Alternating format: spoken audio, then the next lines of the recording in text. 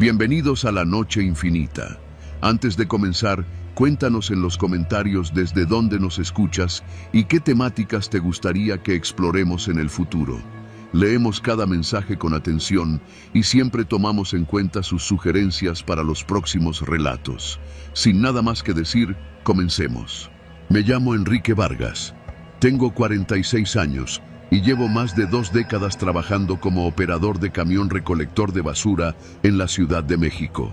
A estas alturas ya me acostumbré al olor, a las ratas, a la podredumbre. Es como si el cuerpo y el cerebro aprendieran a vivir con eso, como un sistema inmune de la conciencia. Pero lo que vi y viví durante aquel mes de octubre no tiene explicación.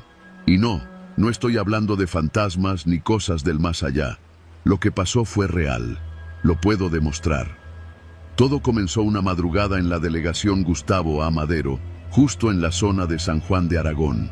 Era un jueves. El camión de la ruta nocturna 137 estaba asignado a mí, a Mario, mi ayudante de confianza desde hace 3 años, y a un novato que había entrado esa misma semana.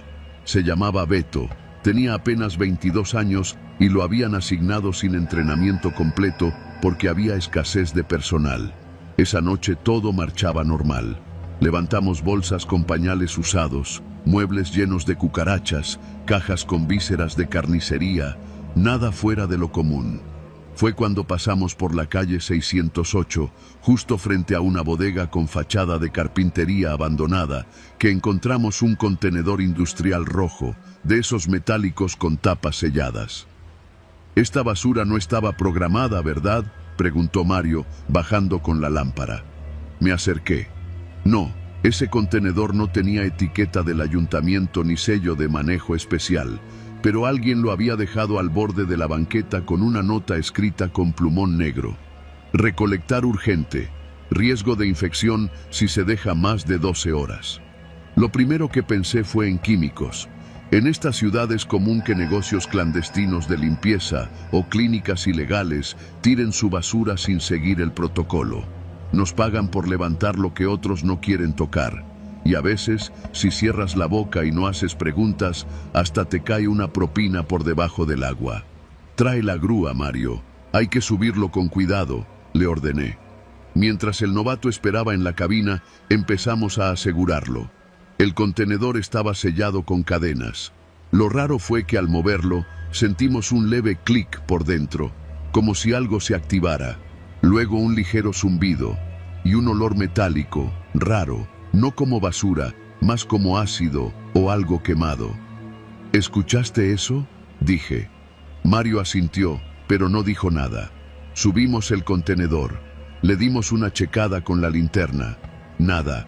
Solo manchas oscuras por los bordes de la tapa y un número grabado al costado. CRC07B. Nunca había visto esa nomenclatura. Continuamos la ruta sin decir mucho. Llegamos al centro de transferencia de basura en Bordo de Xochiaca, pasadas las 4 de la madrugada. Ahí es donde dejamos toda la carga para que después la lleven a relleno sanitario. Pero al momento de dejar el contenedor, uno de los encargados del turno de recepción, un tal Salvador, nos detuvo. «¿Y esa madre?», preguntó al ver el contenedor rojo. Le expliqué lo mismo, que lo habíamos encontrado frente a una carpintería, con una nota de recolección urgente. Salvador frunció el ceño. «Eso no es basura municipal, y menos si tiene sello industrial. No pueden dejarlo aquí». Intenté negociar, incluso le ofrecí parte de mi paga para que hiciera la vista gorda. Se negó. «Esto es de otra cosa, y no quiero pedos con Semarnat ni con la policía», dijo. Tuvimos que llevárnoslo. Ya casi amanecía y no sabíamos qué hacer. Decidimos guardar el contenedor unas horas en la pensión de camiones, allá por Avenida Gran Canal. Nadie revisa ahí si dejas algo por un par de días. La idea era buscar a alguien que pudiera decirnos qué hacer con esa cosa. Mario se fue a su casa, y yo, con el pendiente encima, le dije al novato que mejor se largara a dormir, que yo me haría cargo. Esa fue la primera noche, la primera de muchas donde las cosas comenzaron a descomponerse. Al día siguiente, Mario me llamó alarmado.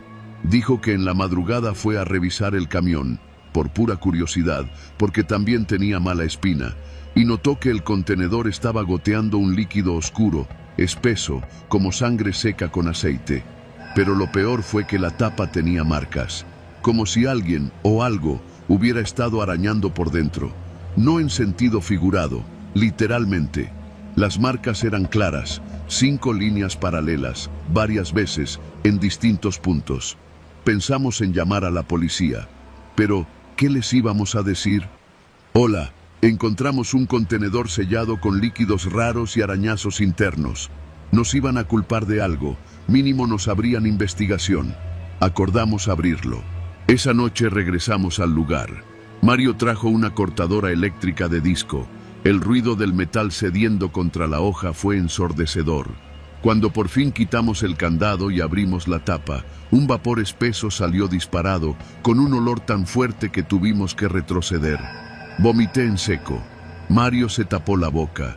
Dentro había bolsas negras industriales, todas apretadas, selladas con cinta. Sacamos una. Pesaba bastante. La abrimos. Era una bata quirúrgica, ensangrentada. Guantes, gasas, un frasco de morfina, jeringas con restos de sangre, material de hospital. Esto viene de una clínica, ¿pero cuál?, dijo Mario. Sacamos otra bolsa. Dentro había una caja de herramientas y un paquete sellado con cinta. Lo abrimos. Una laptop envuelta en hule y una carpeta con documentos. Lo que vimos ahí nos dejó helados. Los papeles eran fotocopias con logos oficiales del ejército. Decían, material de disolución química, protocolo CR de 07, y tenían coordenadas de sitios en Hidalgo, Jalisco y Oaxaca. Había listas de componentes, fórmulas y una hoja titulada Prueba de neutralización en sujetos categoría C. Pero lo que más nos impactó fue un documento con una advertencia en rojo. No exponer a altas temperaturas, riesgo de combustión exógena y fuga tóxica. Nos quedamos mudos. Aquello no era basura, era evidencia de algo más grande, algo peligroso, algo que estaban tirando como si fueran pañales. Mario quiso dejar todo en el canal, desaparecerlo. No podemos, cabrón. Si alguien más lo encuentra, esto no es juego, le dije. Esa noche, mientras intentábamos decidir qué hacer, un coche negro sin placas se estacionó frente a la pensión. Un tipo bajo, vestido como civil, bajó con una linterna y se acercó al camión. Yo me escondí en la cabina. Mario se quedó en la sombra de los árboles. El tipo revisó el contenedor, lo olió, tomó fotos con el celular, luego hizo una llamada. Solo escuché fragmentos. Ya está ubicado. No, no lo han abierto. Mañana lo recojo. Sí, con el equipo completo. Cuando se fue, Mario me buscó. ¿Escuchaste? Asentí. Estábamos metidos hasta el cuello. Esa madrugada decidimos llevar todo a casa de Mario, en Iztapalapa. Lo bajamos en silencio. Sellamos las bolsas de nuevo y escondimos la laptop. Por la mañana, cuando fui a buscarlo para que fuéramos con un periodista amigo mío, encontré su casa vacía, sin rastros de él. Su celular estaba apagado. En su cuarto solo quedaba la mochila con la laptop y los documentos. Desde entonces no lo he vuelto a ver. Tuve que moverme rápido. Subí todo a mi auto y manejé a Toluca, donde tengo un primo. Guardé el material en su bodega. Luego volví a trabajar como si nada. Durante días sentí que me seguían. Vehículos sin placas, llamadas sin respuesta. Una noche incluso me dejaron una nota en el limpiaparabrisas. Devuélvelo. Pero no lo hice. Lo llevé a un periodista de verdad, uno que investiga temas de corrupción y narcogobierno. Me prometió moverlo con cuidado. A los 3 días apareció muerto. Dijeron que fue suicidio. Todos sabemos que no. Desde entonces ya no sé quién me busca ni qué había exactamente en ese contenedor. ¿Químicos? ¿Pruebas de experimentación? ¿Basura tóxica de algún laboratorio militar? Lo único que sé es esto. Hay rutas donde los camiones de basura recogen cosas que no deberían existir. Hay recolectores como yo que hemos levantado tambos con residuos de hospitales clandestinos, bolsas con restos que no son de animales, bidones con líquidos que corroen el metal. Y nadie dice nada, porque nadie quiere perder el empleo, porque nadie quiere terminar como Mario. Pero ya no puedo callar. La próxima vez que veas un camión de basura pasar por tu calle y veas que uno de nosotros levanta algo con guantes dobles, con la cara tensa y que lo coloca con cuidado en la compactadora, pregúntate qué era, porque en esta ciudad lo más peligroso no siempre se esconde. A veces lo tiran y nadie pregunta.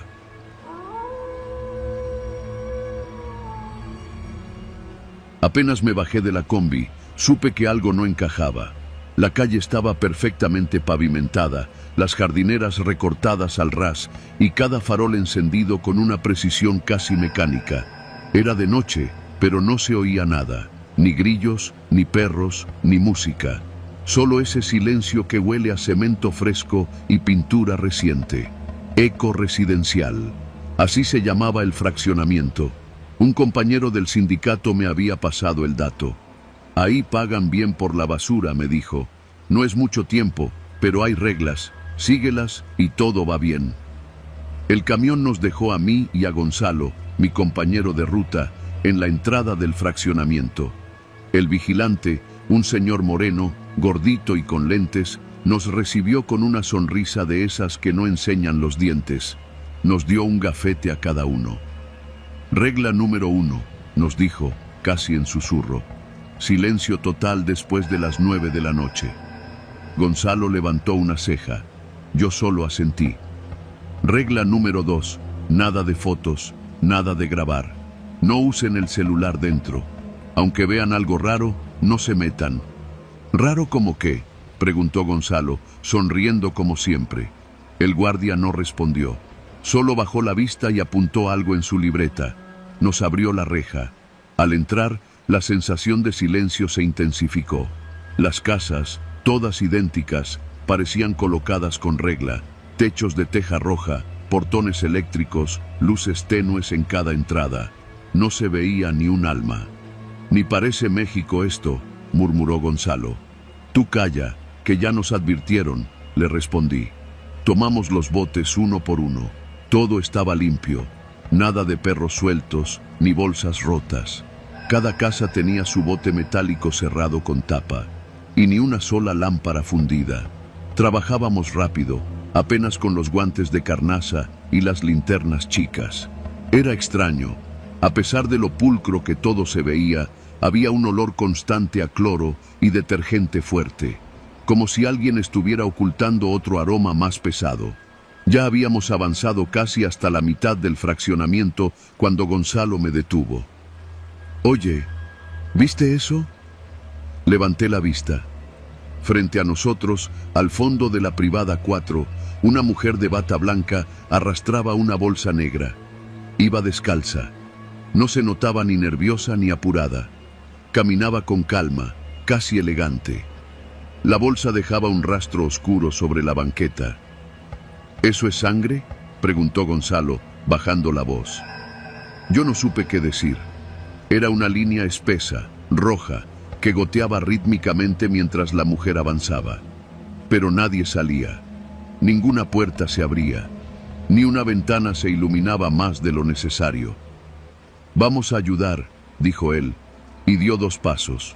Lo agarré del brazo. ¿No escuchaste lo que dijo el vigilante? Está sangrando alguien, cabrón. ¿Y si no? ¿Y si no es lo que creemos? Nos quedamos inmóviles. La mujer volteó hacia nosotros. Su cara no mostraba ni angustia ni culpa. Era una cara neutral, como la de una enfermera haciendo turno doble. Nos miró por unos segundos eternos. Luego se giró y entró al número 31. La puerta se cerró sola, sin apuro. Yo sentí cómo se me apretaba el estómago. ¿Y si es algún tipo de rito?, murmuró Gonzalo, tratando de forzar una risa. No lo digas ni de chiste. Tú jala los botes y vámonos terminando. Seguimos trabajando en silencio. Cada crujido del carrito de basura sonaba como un disparo en ese maldito lugar. Nos detuvimos frente a la casa número 31. La mancha de sangre seguía fresca. No había duda. Era sangre. La bolsa negra ya no estaba. A un lado del portón, Una nota impresa estaba pegada en un sobre de plástico. Decía: recordatorio, en caso de residuos biológicos, favor de entregarlos antes de las 9 de la noche. Agradecemos su colaboración. No lo leí en voz alta, solo lo arranqué y lo guardé en el cinturón. Gonzalo me miró, pálido. ¿Nos están usando de limpieza? ¿De encubridores? Yo no vi nada, le dije. Era verdad. Técnicamente, no habíamos visto nada. Hay sangre en la calle. Hay una mujer cargando algo. Esto no es normal, cabrón. Lo callé con una mirada. Seguimos. Pasó media hora. Al llegar a la última calle, otra cosa rara. La casa número 45 tenía el bote dentro. No lo habían sacado.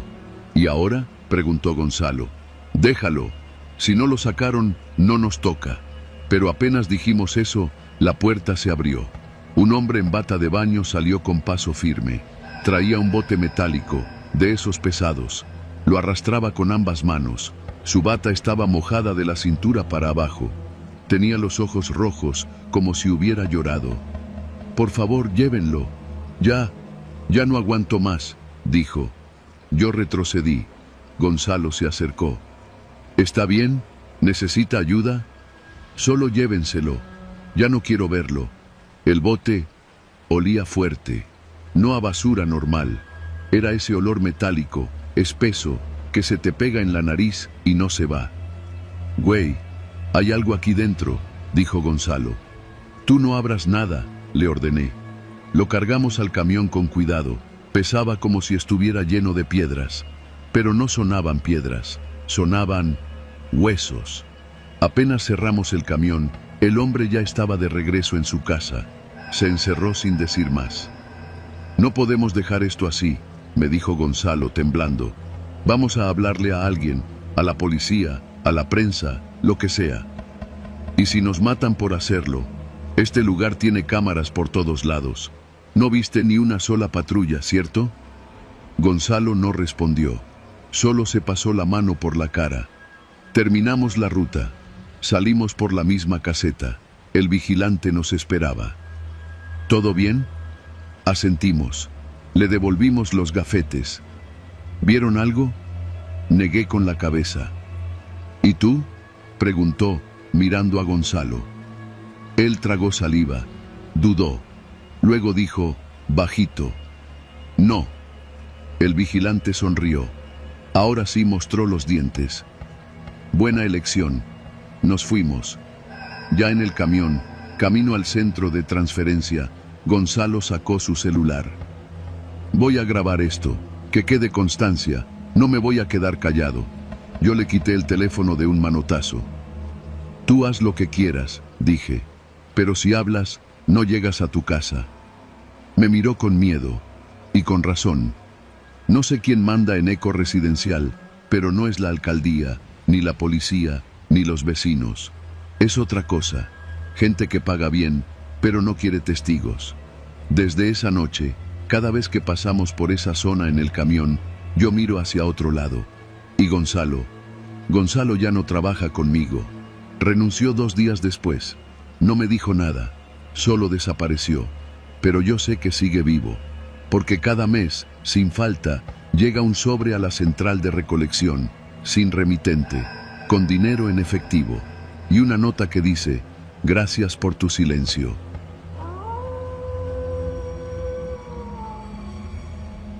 Siempre supe que el turno de la madrugada como recolector de basura en la Ciudad de México traía cosas raras. No hablo de ratas gigantes ni de los olores que se te quedan pegados en la ropa. Hablo de situaciones que te hacen dudar si no estás metiéndote donde no debes. Yo me llamo Raúl y desde hace más de 6 años trabajo con el camión de la delegación, haciendo las rutas de basura en colonias de Benito Juárez, Coyoacán y a veces Tlalpan. Pero hay una calle, una sola, que me quitó las ganas de seguir en esto para siempre. La conocíamos como la calle del Foco Azul. No es que estuviera en los mapas con ese nombre. Su nombre real es Calle Cedros, en la Colonia del Valle. Una calle corta, tranquila, de casas viejas y árboles que ya parecen parte del pavimento. Allí, cada semana, Uno de nosotros tenía que bajar a recoger los bultos que dejaban en la acera, como en cualquier otra ruta. La diferencia es que había una casa en específico que encendía un foco azul cada vez que necesitaba que le recogiéramos la bolsa especial. Siempre era una sola bolsa negra, bien cerrada, y con una cinta gris amarrada como si fuera un regalo. La dejaban junto al árbol, justo debajo del foco, y nunca salía nadie a saludar ni a explicar. Desde la primera vez nos dieron instrucciones claras. Si el foco azul estaba encendido, no debíamos ignorar esa casa.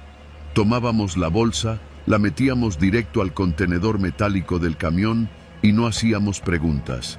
Nada de abrirla, nada de revisar su contenido. Al principio lo tomé como una excentricidad de ricos paranoicos, pero con el tiempo algo no me cuadraba. Primero fue el olor. No siempre olía igual. A veces a carne vieja, otras a productos químicos, otras veces a nada. Y no pesaba como una bolsa de basura común. Algunas eran ligeras como si trajeran ropa. Otras pesaban como si dentro hubiera ladrillos.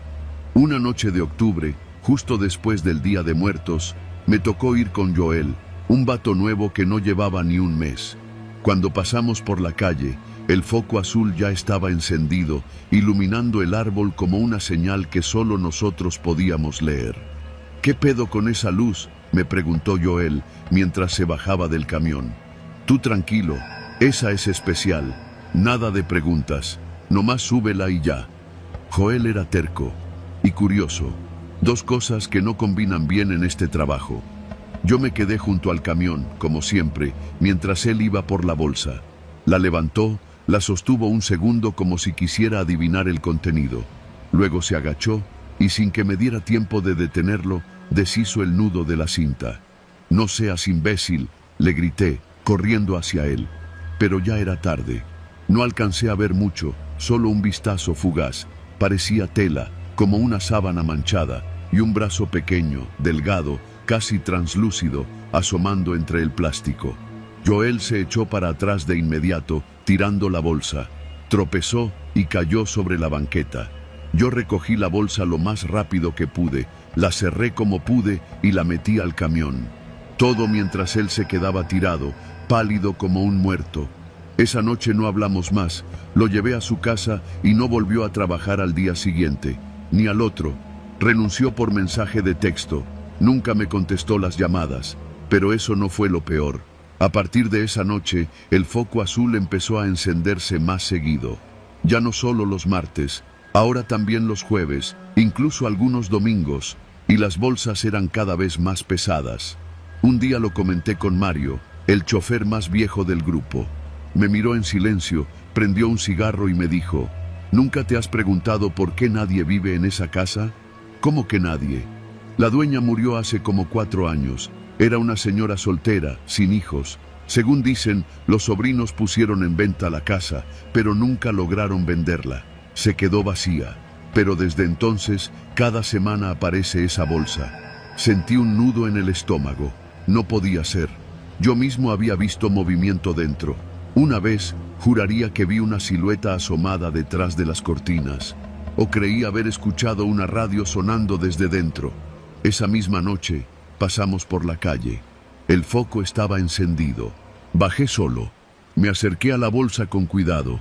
Era más grande que otras veces. El plástico estaba tenso, como si lo que fuera que estuviera dentro se moviera. Me agaché, la toqué con la punta del pie. Sonó un golpecito, no como algo que cae, sino como si alguien tocara desde dentro. Retrocedí 2 pasos, el corazón en la garganta, pero no había nadie alrededor. Solo el zumbido del foco azul, el aire frío de la madrugada y esa cosa que parecía viva. Le hice una seña a Mario para que bajara. Cuando llegó, le mostré la bolsa sin decir una palabra. No preguntes, me dijo. Nada bueno sale de hacerle caso a la curiosidad en esta chamba. La levantó sin esfuerzo, la metió al contenedor y seguimos con la ruta. Esa fue la última vez que trabajé en esa calle. Pedí cambio de ruta a la semana siguiente. Dije que era por temas personales, que me venía mejor otra zona. No me cuestionaron. Parecía que todos entendían, sin necesidad de explicar. Pero aún hoy, cuando paso por Del Valle por alguna otra razón, me obligo a no mirar esa casa. No quiero saber si el foco azul sigue encendiéndose. No quiero saber qué hay dentro de esas bolsas, porque una parte de mí ya lo sabe. Y porque el día que Joel abrió una de esas bolsas y vimos el brazo, ese brazo no parecía de un adulto, tampoco de un muñeco. No era un brazo cualquiera, era un brazo de bebé. Y desde esa noche, cada que cierro los ojos, escucho algo arrastrarse dentro del camión, algo pequeño, algo que no debería haber estado vivo.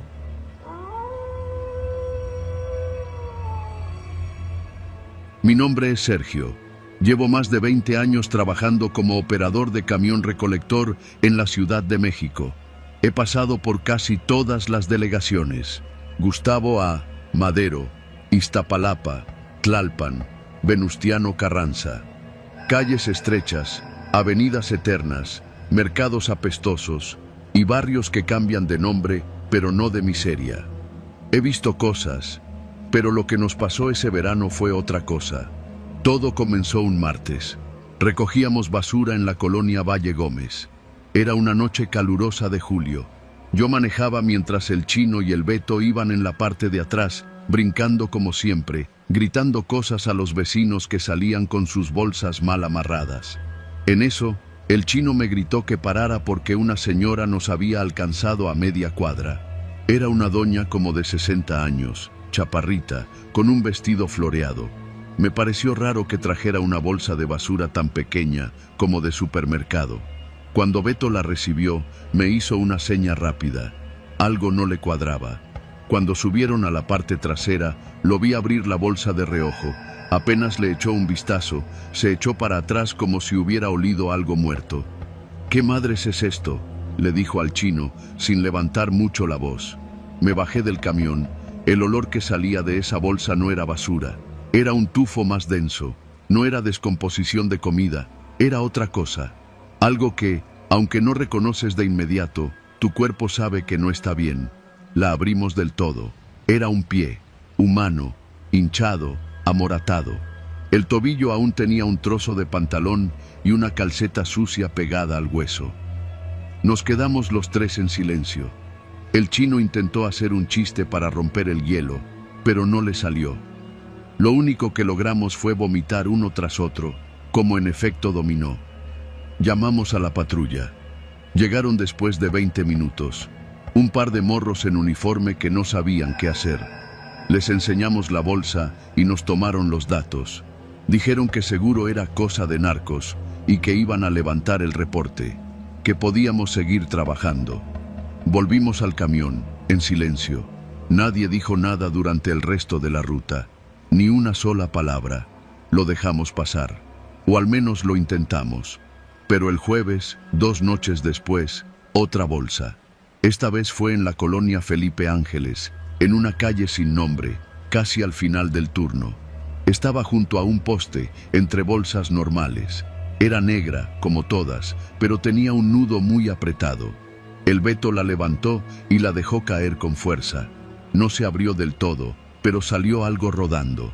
Otro pie, este más pequeño, tal vez de una mujer, con uñas pintadas, la piel medio podrida ya. Volvimos a llamar a la patrulla. Otro par de oficiales, esta vez más secos. Uno tomó fotos, el otro nos preguntó si habíamos visto a alguien sospechoso. A las 11 de la noche, con bolsas negras en la calle. Cuando al fin se fueron, el Chino dijo lo que todos estábamos pensando. Nos están dejando estas cosas a propósito. Yo quería negarlo. Quería pensar que era casualidad, coincidencia, algo que no tenía nada que ver con nosotros. Pero el sábado lo entendimos todo. Esa noche nos tocaba la colonia Peralvillo. Era cerca de medianoche cuando pasamos por la calle de Granada. En la esquina, justo junto a un contenedor desbordado, había otra bolsa negra. Esta no estaba cerrada, estaba apenas doblada. Yo la vi primero. No sé cómo explicarlo, pero desde la cabina supe que había algo mal con esa bolsa. Detuve el camión. Me bajé, caminé hasta ella y la abrí con cuidado, sin decirle nada a los demás. Y ahí estaba. Otro pie, este sin zapato ni calceta, pero no estaba solo. Había una nota adentro. Era una hoja amarillenta, escrita con pluma negra. Decía: el que se ensucia las manos con la basura, también recoge lo que los demás esconden. No tenía nombre, ni firma, ni nada más. Me quedé mirando ese trozo de carne humana, ese trozo de alguien que, hasta hacía poco, caminaba con normalidad. A partir de ahí, todo se volvió peor. En los siguientes 10 días, encontramos 7 pies más, siempre en una colonia distinta, siempre una bolsa pequeña, solitaria, en lugares que no tenían cámara de vigilancia, y siempre con una nota distinta, todas escritas con la misma caligrafía. Una decía: cada paso que das, alguien lo sigue. Otra: lo que cargas en la espalda no siempre es basura. Y la más perturbadora: Sergio, tú sabes bien lo que hiciste. Ahí supe que esto no era un mensaje general, era personal. Conocían mi nombre, y algo más, porque esa frase me dolió más que cualquier imagen de carne podrida. No había contado esto nunca, ni siquiera al Beto ni al Chino.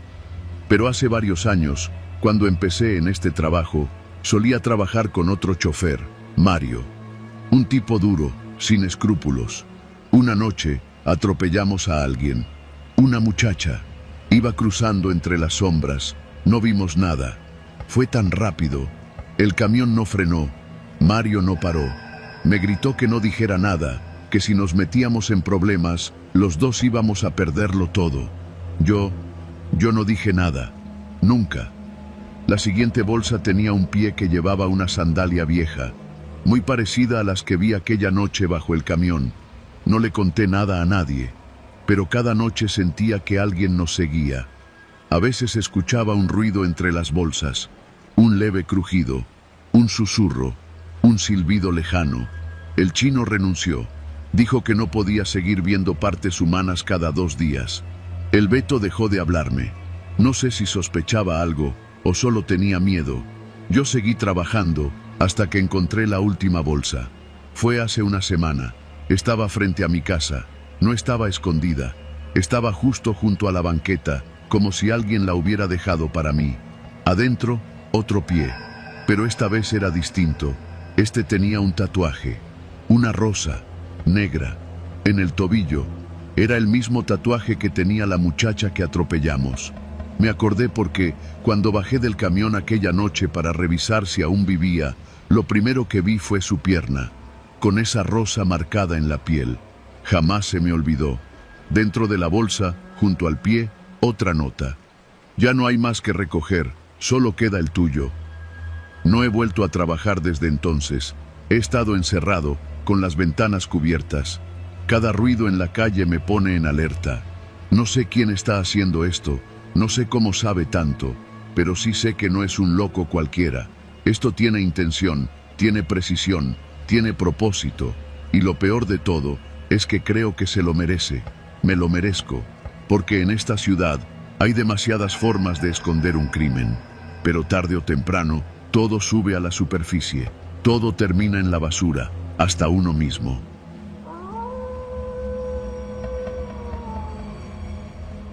Nunca pensé que recoger basura me llevaría a descubrir lo que nadie quiere ver. Me llamo Alejandro, tengo 32 años y trabajo como recolector nocturno en la alcaldía Iztapalapa, en la Ciudad de México. Mi turno empieza a las 11 de la noche y termina cuando el camión se llena, que a veces es casi al amanecer. Es un trabajo duro, sí, pero honesto.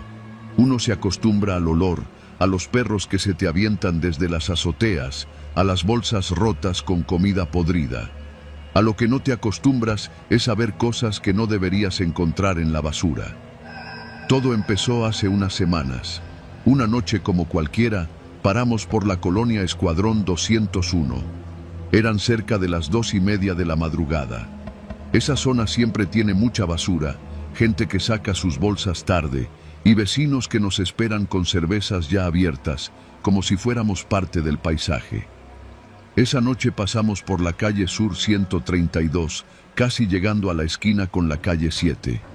Ahí, una señora mayor nos esperaba con varias bolsas negras grandes. Siempre saluda con una sonrisa, una viejita de esas que parecen de caricatura, con su chal gris y su vocecita temblorosa. Nada fuera de lo normal. Hasta que levanté una de las bolsas y noté que estaba muy liviana para su tamaño. Pensé que traía puro unicel o ropa vieja. Se sentía rara, como si hubiera algo rígido adentro. Cuando la lancé al compactador, se rompió. No se desparramó basura. Salieron volando papeles, muchos papeles, todos arrugados. Algunos se atoraron en la estructura del camión, otros volaron hacia la calle. Uno de ellos cayó a mis pies, boca abajo. Me agaché para levantarlo, pensando que era un recibo, pero al darle la vuelta, me quedé congelado. Era un panfleto, un cartel de Se Busca. La cara de una mujer joven, sonriente, con el texto clásico: desaparecida desde el 15 de abril. El papel estaba viejo, con las esquinas dobladas y manchas de humedad. Pero lo que me dejó sin palabras fue que conocía a esa mujer. Se llamaba Gaby. Había trabajado conmigo en un Oxxo hace años, antes de que me dedicara a esto. Era simpática, muy movida, y recuerdo bien que un día simplemente dejó de presentarse a trabajar.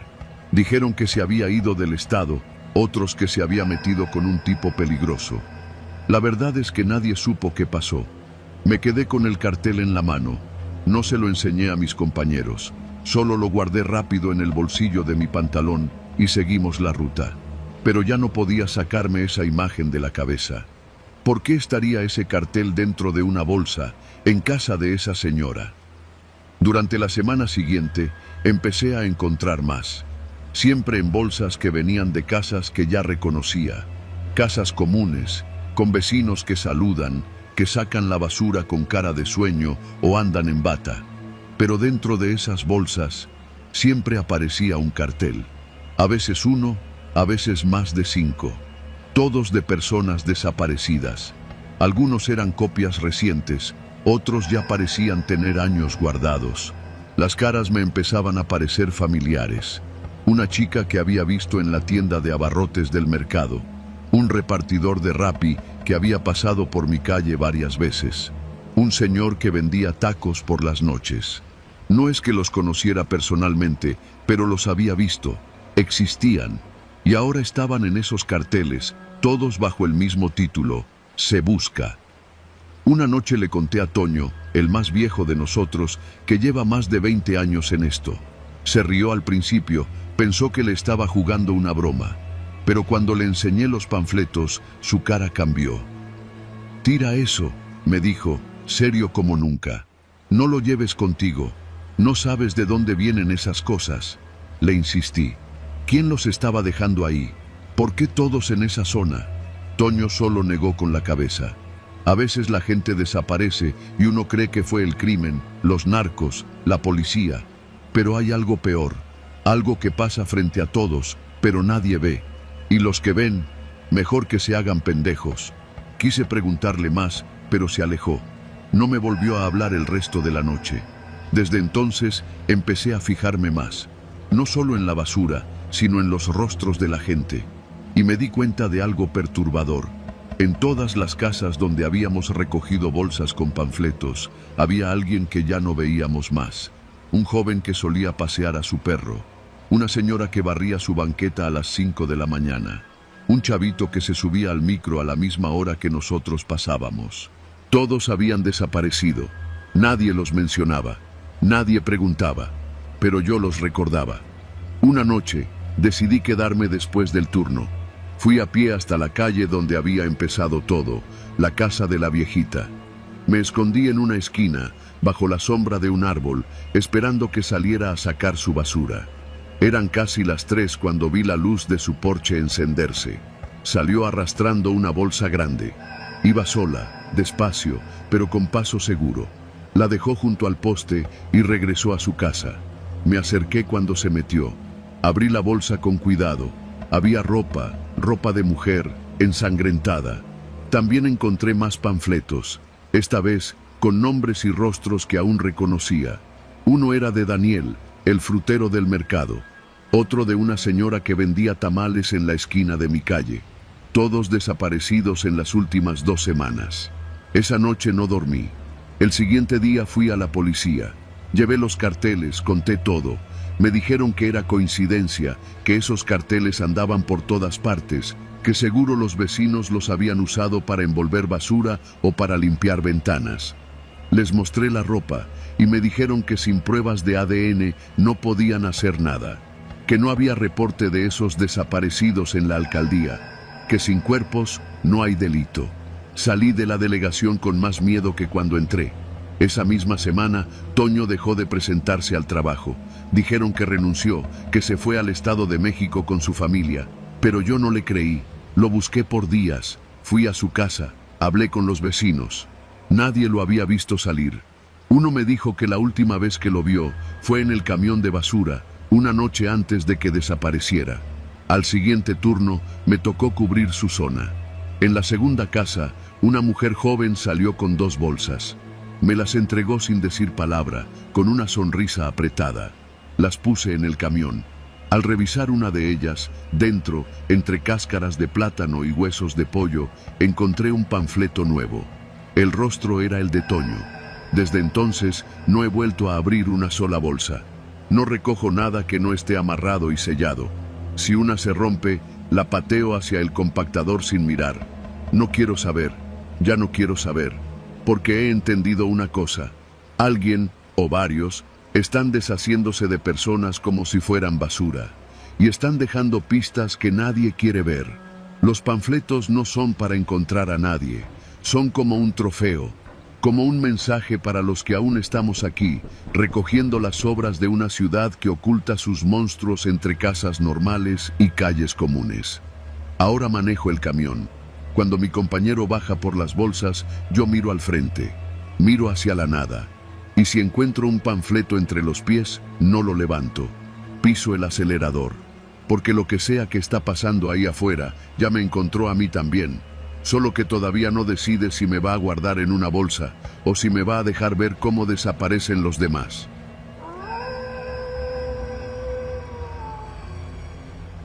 Me llamo Ramiro.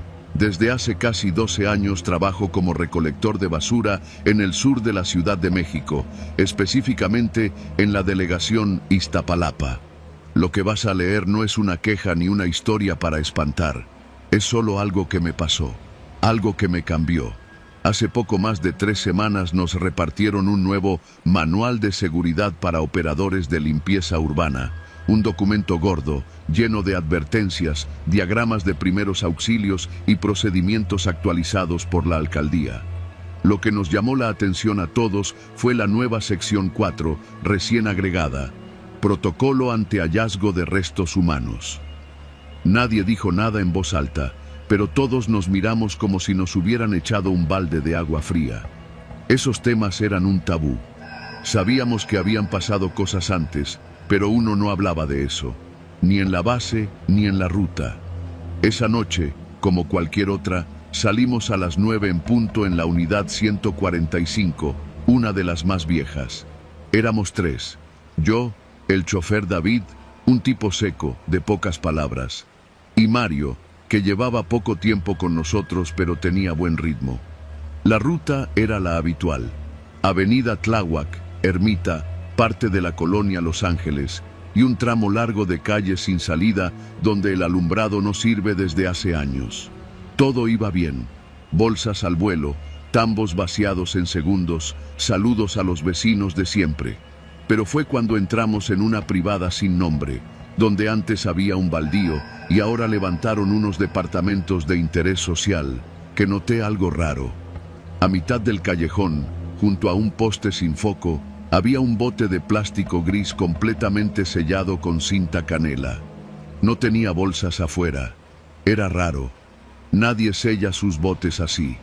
Me acerqué por inercia, con el gancho en la mano, mientras Mario se adelantaba al siguiente tramo. Cuando lo abrí, el olor me golpeó como una pared. No era basura común, era un hedor espeso, metálico, como de drenaje viejo mezclado con sangre caliente. Pero lo peor no fue eso, fue lo que vi adentro. No lo supe de inmediato, lo juro. Solo vi una masa oscura envuelta en bolsas negras cortadas. Pensé que era carne echada a perder.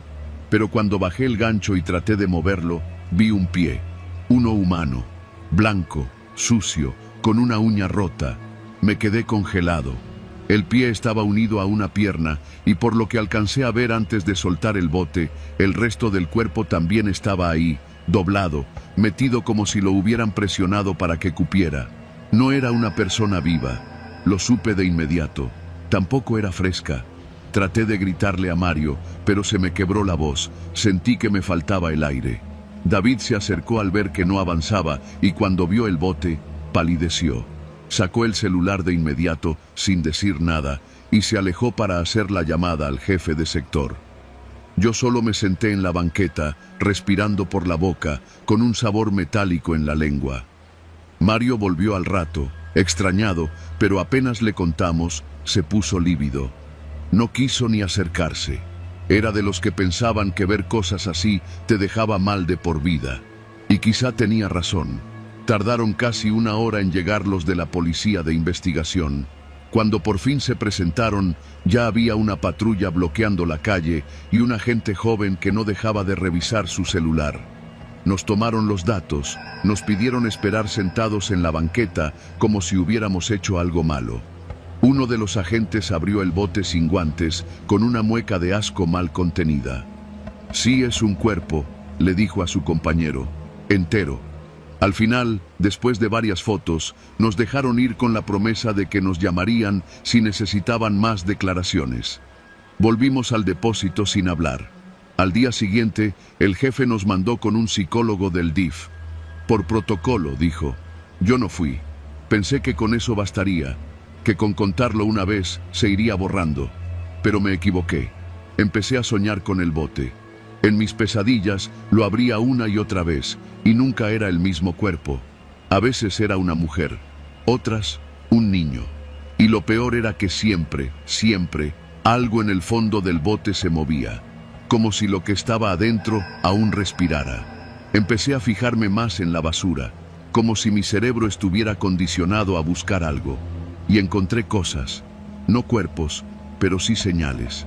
Cortinas manchadas, cobijas envueltas con cuidado, bolsas con huesos que no eran de pollo. Todo eso estaba ahí, en las rutas de siempre, bajo las narices de todos. Nadie lo notaba, pero yo sí.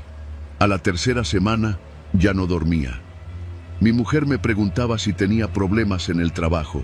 Yo le decía que no, que solo era el calor, pero por dentro me estaba desmoronando. Empecé a sentir que alguien nos seguía en la ruta, no en un coche, a pie. Lo veía en las esquinas, entre las sombras de las bardas. Un hombre o una figura, siempre parada, sin moverse. Y cuando volteaba de nuevo, ya no estaba. Una madrugada, ya cerca de las 4, pasamos por un punto en Canal de Chalco donde hay un parque con juegos oxidados. Era una de las últimas paradas. David se detuvo porque había varios tambos apilados en la esquina. Cuando bajé, vi que uno estaba nuevo, de esos grandes, con tapa de tambor, y estaba cerrado con alambre. Me acerqué. Sabía lo que iba a encontrar. No cómo, ni por qué, pero lo sabía. Lo abrí igual, y adentro estaba vacío, pero en la tapa interna había una nota escrita con plumón negro. Tú lo llevaste. Me quedé helado. Llamé a Mario. No me creyó. La nota ya no estaba. Me juró que yo la estaba imaginando, pero yo la había visto, clarita. La siguiente semana fue la última que trabajé. Recuerdo el día exacto, viernes. Llovía. Teníamos una ruta corta, pero con varias privadas. Entramos a una calle empinada y nos topamos con algo inusual. Bolsas negras apiladas con precisión junto al camellón. Muchas, más de 20. Pensamos que era una mudanza. Gente que limpia su casa antes de irse. Empezamos a echarlas sin pensar. Pero cuando llegamos a la octava, noté que una tenía manchas secas, de sangre. Abrí con cuidado. Y esta vez no era un cuerpo. Era ropa de hospital, batas, guantes, gasas, todas con sangre. Llevaban días ahí. Algunas estaban duras, como si se hubieran secado con los días. No dijimos nada. Las echamos igual. Esa noche no fuimos a la base. Nos fuimos a casa directo. Esa fue mi última jornada. Pedí mi cambio de sector. Ahora hago limpieza de oficinas. Ya no recojo basura. Pero todavía sueño con el bote gris, con el pie que vi esa noche, con la nota que decía que fui yo. Porque a veces creo que es cierto, que nosotros, los recolectores, no solo sacamos la basura del mundo, también cargamos los pecados de los demás. Los llevamos, los vaciamos en el relleno sanitario, los ocultamos bajo toneladas de olvido. Y a veces, uno de esos pecados nos ve de vuelta.